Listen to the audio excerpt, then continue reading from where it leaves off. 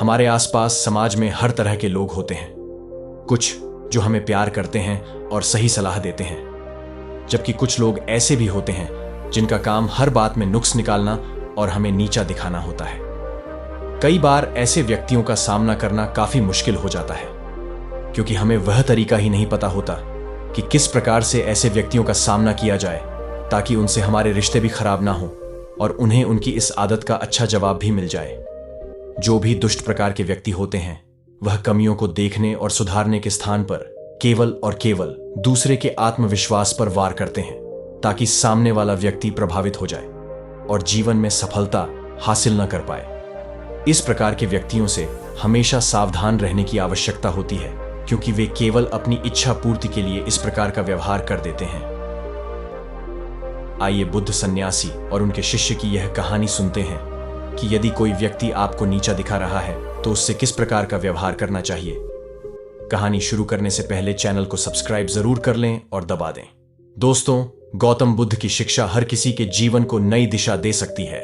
अगर आप भी इसे मानते हैं तो कमेंट्स में नमो बुद्धाय लिखना मत भूलिए।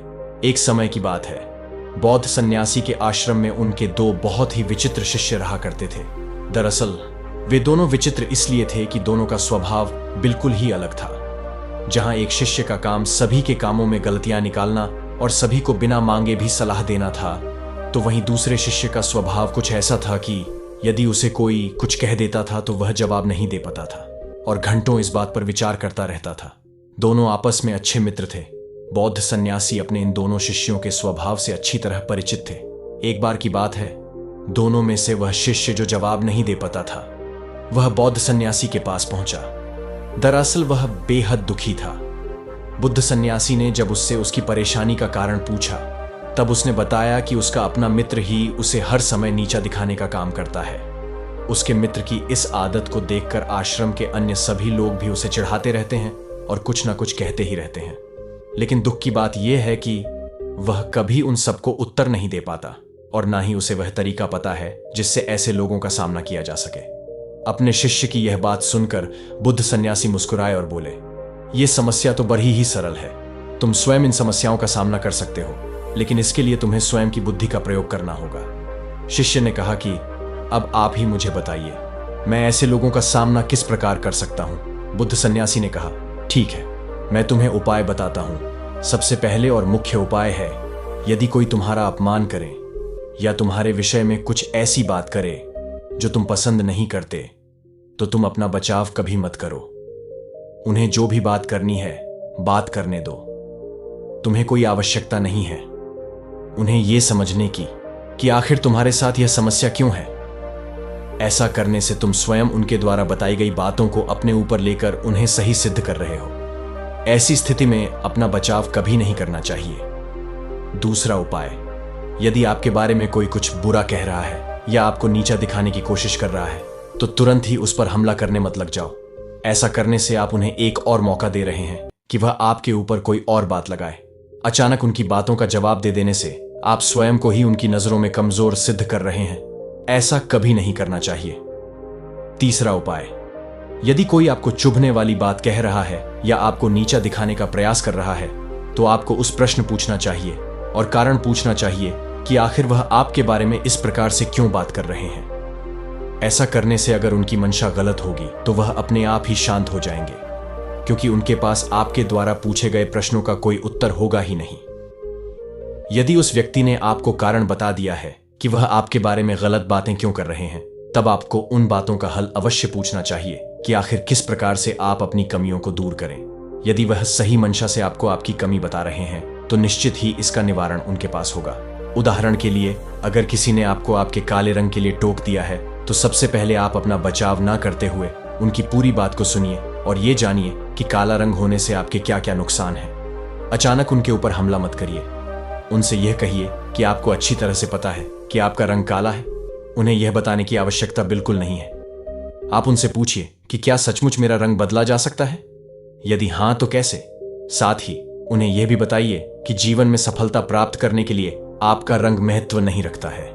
यदि महत्व रखता है तो केवल और केवल आपकी मेहनत। इस प्रकार वह व्यक्ति अपने आप ही चुप हो जाएंगे। कई बार व्यक्ति बेकार में ही दूसरे व्यक्तियों को उनके शारीरिक बनावट या अन्य बातों के लिए ताने मारते रहते हैं। ये उनकी आदत में शामिल होता है। अपनी कमियों को ना देखकर भी दूसरों को उनकी कमियां बताने लग जाते हैं। ऐसे लोग प्रतिदिन कई लोगों को अवसाद में भेज देते हैं, इसीलिए इनको शांत कराना भी जरूरी हो जाता है। हालांकि आपकी प्रतिक्रिया के लिए परिस्थितियां भी जिम्मेदार होती हैं। कई बार कुछ लोग आपको नीचा दिखाने के लिए नहीं, बल्कि आपकी भलाई के लिए आपको महत्वपूर्ण बातें बताते हैं। ऐसे में अगर आप उनको जवाब देते हैं या रोकते हैं तो आपका ही नुकसान है। आमतौर पर हमारे आसपास 3 तरह के लोग होते हैं जो अधिकार के साथ हमारी कमियों या गलतियों को हमें बता सकते हैं, और हमें इन तीनों तरह के लोगों से अलग अलग प्रकार का स्थिति के अनुसार व्यवहार करना पड़ता है। पहले वो लोग जो हमसे उम्र और अनुभव दोनों में बढ़े होते हैं, दूसरे हमारे बराबर के सहपाठी होते हैं, और तीसरे जिनकी उम्र और अनुभव दोनों ही हमसे कम होता है। ऐसे सोच समझकर ही प्रतिक्रिया करनी चाहिए। उम्र में बढ़ा अथवा कोई अनुभवी व्यक्ति जैसे कि हमारे माता पिता गुरु हमें कोई सलाह दे रहे हैं तो ऐसा कभी नहीं सोचना चाहिए कि वह हमें नीचे दिखा रहे हैं। उनकी बातों पर ध्यान देना चाहिए और जानने का प्रयास करना चाहिए कि इसे किस प्रकार से ठीक किया जा सकता है, क्योंकि उनकी मंशा हमारे प्रति कभी गलत नहीं हो सकती। वे हमेशा हमारी भलाई के बारे में ही सोचते हैं। यदि हम उम्र या सहपाठी किसी बात को लेकर आपको नीचा दिखाने का प्रयास कर रहे हैं तो पहले उनकी बात को ध्यान से सुन लेना चाहिए और फिर इस पर विचार करना चाहिए। यदि आपको लगता है कि इस कमी में सुधार करके आपकी भलाई हो सकती है, तभी कोई प्रतिक्रिया करनी चाहिए। नहीं तो उनकी बातों को बेकार समझकर वहीं पर भूल जाना चाहिए।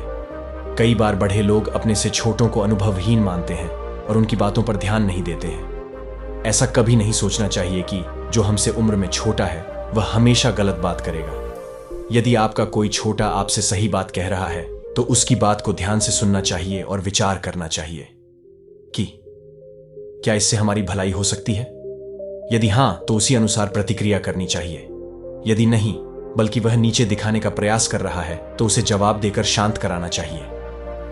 तब उस शिष्य ने पूछा कि यदि कोई गलत मंशा से हमें नीचे दिखाने का प्रयास करे तब हमारी क्या प्रतिक्रिया होनी चाहिए। तब बुद्ध सन्यासी ने बताया कि किसी भी गलत मंशा वाले व्यक्ति को नीचा दिखाने के लिए 4 प्रकार से व्यवहार किया जाता है। मानसिक संतुलन। सबसे पहले अपने मानसिक संतुलन को नियंत्रण में रखना चाहिए।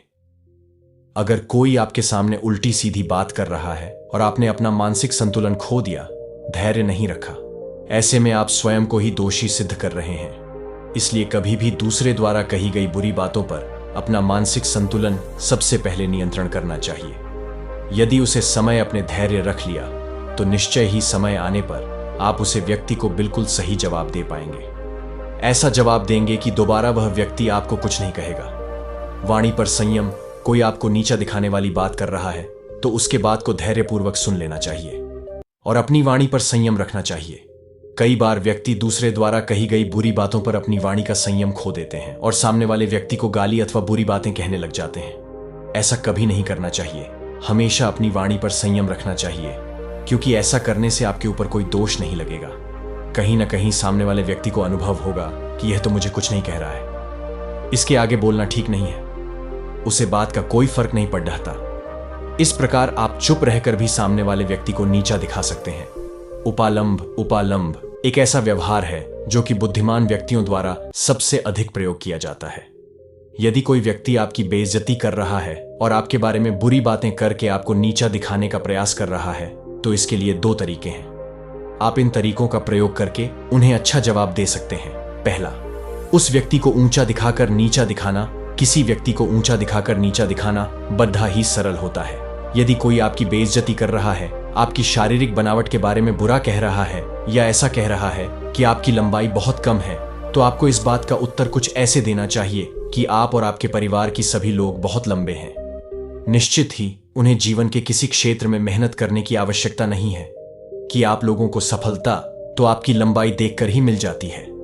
सुनते ही वह व्यक्ति अपने आप में ही शांत हो जाएगा और दोबारा किसी को भी कुछ नहीं कहेगा। दूसरा, उस व्यक्ति को नीचा दिखाकर ऊंचा दिखाना दूसरा व्यवहार है। व्यक्ति को नीचा दिखाकर ऊंचा दिखाना। यदि किसी ने आपकी लंबाई के बारे में कुछ कह दिया तो इस प्रकार जवाब दे सकते हैं कि आपका व्यवहार बहुत ही अच्छा लगता है। आप इस दुनिया में सभी को अपना परिवार मानते हैं कि इसकी लंबाई कितनी है किसका रंग कैसा है, इस बात का पूरा ध्यान रखते हैं। सचमुच आप बहुत ही पारखी नजर वाले हैं, लेकिन दूसरों पर ध्यान देने के स्थान पर यदि आप स्वयं पर ध्यान देने लगते तो आप अवश्य ही विश्व के सबसे ज्ञानी मनुष्य बन जाते। इतना सुनते ही निश्चित ही वह व्यक्ति शांत जाएगा और दोबारा आपको कुछ नहीं कहेगा। चौथे प्रकार के व्यवहार को हम प्रतिनिवारण के नाम से जानते हैं। इसका अर्थ यह हुआ कि सामने वाले व्यक्ति ने जो निवारण आपकी कमियों को ठीक करने के लिए बताया है, आप उसी बात को काट कर जवाब देते हैं। मान लीजिए, अगर आपको किसी ने लंबाई बढ़ाने के तरीके बताए, तरह तरह की दवाइयां और लटकने इत्यादि जैसे तरीके बताए, तब आपको इसका जवाब कुछ इस तरह देना है कि यदि आपने थोड़ा और लटक लिया होता तो निश्चित ही आपकी हाइट और ज्यादा हो जाती और आप विश्व के सबसे लंबे व्यक्ति बन जाते हैं। इस प्रकार का जवाब सुनकर व्यक्ति को यह महसूस हो जाएगा कि यदि हमने इसे किसी बात को लेकर कुछ कहा तो यह बर्दाश्त नहीं करेगा और हमारी बेइज्जती कर देगा, इसीलिए वह दोबारा कुछ कहने की हिम्मत नहीं करेगा। इस प्रकार बुद्ध सन्यासी ने अपने शिष्य को नीचा दिखाने वाले व्यक्तियों से सावधान रहने और उनके साथ व्यवहार करने के अच्छे तरीके बताए। बुद्ध सन्यासी की बातों को सुनकर वह व्यक्ति अपने आप में आत्मविश्वास महसूस कर रहा था। उसने बुद्ध सन्यासी से वादा किया कि वह इस प्रकार के तरीकों को अपना आएगा और दूसरों को कभी स्वयं का अपमान नहीं करने देगा। धन्यवाद दोस्तों, उम्मीद करते हैं कि आपको यह वीडियो पसंद आई होगी। वीडियो को लाइक और चैनल को सब्सक्राइब करके वीडियो को अपने दोस्तों और परिवार के साथ शेयर करना न भूलें।